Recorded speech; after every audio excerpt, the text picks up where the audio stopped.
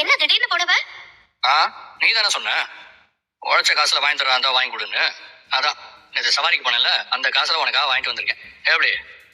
பரவாயில்லையே. நான் சொல்ற ஒவ்வொரு வார்த்தையும் மனசுல ஆணி அடிச்ச மாதிரி பதிய வச்சுக்கிட்டு அதே மாதிரி நடந்துக்கிற. சரி, புடவை கூட. ஐயோ ஐயோ ஐயோ, சி பாத்தியாடி, நடு வீட்டுல எவ்வளவு தைரியமா வந்து புடவையை குடுக்கறான்னு.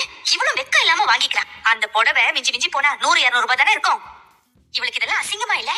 மா, நீ வாய மூடுமா. புடவை விலையா முக்கியம். அண்ணன் எவ்வளவு பிரியமா கொண்டு வந்து கொடுக்குது. ஏய், அண்ணன் கிண்ணன்னு சொன்னா வாயை கிழிச்சு தச்சிருவேன், ஜாக்கிரதை. எப்ப பாரு ஏதாவது ஒண்ணு சொல்லிக்கிட்டே இருப்பேன். பரமண்ணா. சொல்லு தங்கச்சிமா. இளமதிய மட்டும் கவனிக்கிறீங்க, தங்கச்சிக்கலாம் இல்லையா? உனக்கும் இருக்கு. இப்பதானே முதல்ல தொழிலுக்கு போற.